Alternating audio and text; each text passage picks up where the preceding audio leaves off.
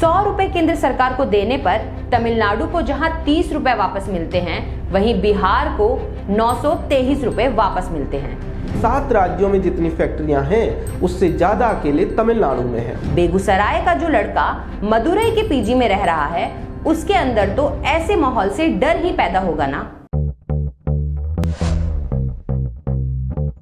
नमस्कार, यह है वोकल भारत। उत्तर भारतीयों से 5 सवाल पूछेंगे, लेकिन उससे पहले आप चैनल को सब्सक्राइब कर लें और बेल आइकन भी दबा दें, जिससे कि प्रत्येक नई वीडियो का नोटिफिकेशन आप तक पहुंच जाए। एक फेक न्यूज आग की तरह फैलती है कि तमिलनाडु में बिहारी मजदूरों को मारा जा रहा है। सोशल मीडिया पर हंगामा होने लगता है, बवाल मच जाता है। बिहार के मुख्यमंत्री नीतीश कुमार जांच के निर्देश देते हैं। तमिलनाडु ही नहीं, पूरे साउथ इंडिया से सवाल पूछे जाने लगते हैं। बिहारी मजदूरों के साथ पुरानी घटनाओं की चर्चाएं होने लगती हैं। नॉर्थ बनाम साउथ की डिबेट तेज हो जाती है। सब कुछ होता है, लेकिन कोई ये क्यों नहीं पूछता कि बिहारी मजदूरों को तमिलनाडु में क्यों जाना पड़ता है। कोई ये क्यों नहीं पूछता कि बिहार में फैक्ट्रियां क्यों नहीं है। कोई ये क्यों नहीं पूछता कि बिहार आज भी फैक्ट्रियां लगाने के बारे में क्यों नहीं सोचता। कोई ये क्यों नहीं पूछता कि उत्तर भारत कब तक आर्थिक तौर पर पिछड़ा बना रहेगा। कोई ये क्यों नहीं पूछता कि कब तक नॉर्थ इंडियन मजदूर साउथ में जाकर मजदूरी करते रहेंगे। कोई नहीं पूछता। इसलिए आज हम नॉर्थ इंडिया से 5 सवाल पूछना चाहते हैं। इस मैप को ध्यान से देखिए। ये मैप दिखाता है कि हर ₹100 जो राज्य सरकारें केंद्र सरकार को डायरेक्ट टैक्स के रूप में देती हैं, इसके बदले में उस राज्य को कितने रुपए रिटर्न में मिलते हैं। ₹100 केंद्र सरकार को देने पर तमिलनाडु को जहां ₹30 वापस मिलते हैं, वहीं बिहार को ₹100 देने पर ₹923 वापस मिलते हैं। इसके बाद भी विकास के पैमानों में बिहार सबसे नीचे खड़ा दिखता है। ठीक है, फ्लैट इक्वलाइजेशन जैसी सरकार की कुछ पुरानी नीतियों की वजह से साउथ इंडिया के राज्यों को फायदा हुआ है, लेकिन ये नीति तो 1993 में ही समाप्त कर दी गई थी। फिर भी क्यों उत्तर भारत के राज्य विकास के पैमानों पर इतने पिछड़े दिखाई देते हैं।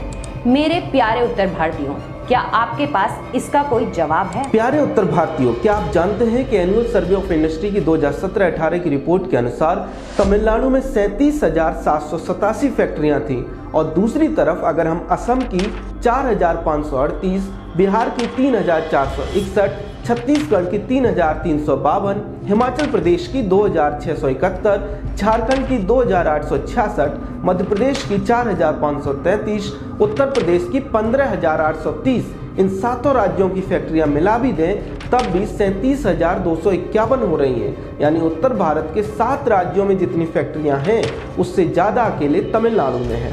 सवाल बहुत सीधा है, नॉर्थ इंडिया में फैक्ट्रियां क्यों नहीं है? आप कहेंगे हम कैसे लगवाएं, तो हम कहेंगे सरकार तो आप ही चुनते हैं ना।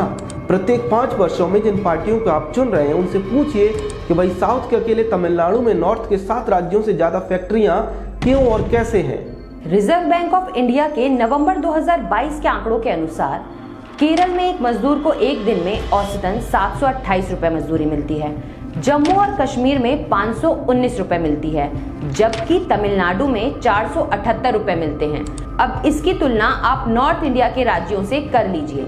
आरबीआई के इन्हीं आंकड़ों के अनुसार मध्य प्रदेश में एक मजदूर को औसतन एक दिन में ₹296 की मजदूरी मिलती है, जबकि बिहार सरकार के आंकड़ों के अनुसार अप्रैल 2021 तक एक मजदूर को औसतन ₹292 मिलते थे, जिसे कोरोना के वक्त सरकार ने बढ़ाकर ₹304 कर दिया।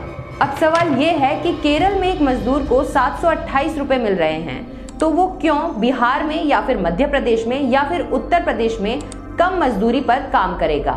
क्यों नहीं वो साउथ इंडिया में पलायन करेगा? इस ग्राफ को ध्यान से देखिए, ये आरबीआई के आंकड़े हैं। 2019 के आरबीआई के आंकड़ों के अनुसार बिहार की पर कैपिटा इनकम $661 है, उत्तर प्रदेश की पर कैपिटा इनकम $934 है, मध्य प्रदेश की पर कैपिटा इनकम $1405 है, राजस्थान की पर कैपिटा इनकम $1664 है। अब चलिए साउथ इंडिया की भी पर कैपिटा इनकम देख लेते हैं।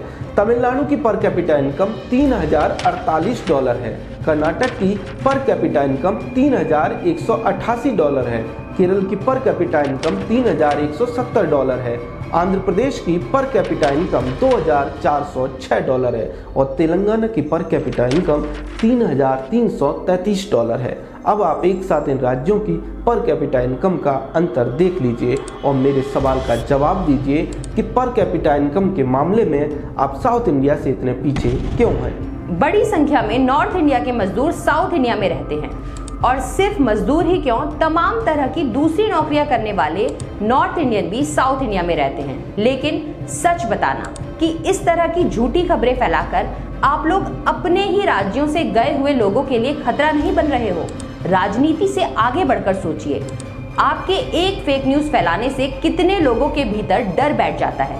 बेगूसराय का जो लड़का मदुरई के पीजी में रह रहा है, उसके अंदर तो ऐसे माहौल से डर ही पैदा होगा ना। इस वीडियो में हमने सिर्फ 5 सवालों को उठाया है। कमेंट सेक्शन में आप हमें बताइए कि आपके अनुसार नॉर्थ के साउथ से पीछे रह जाने का क्या कारण है और इस गैप को कैसे खत्म किया जा सकता है। इस मुद्दे पर हम वही बात करेंगे और हाँ, चैनल को सब्सक्राइब जरूर कर लें। आप सभी का शुक्रिया।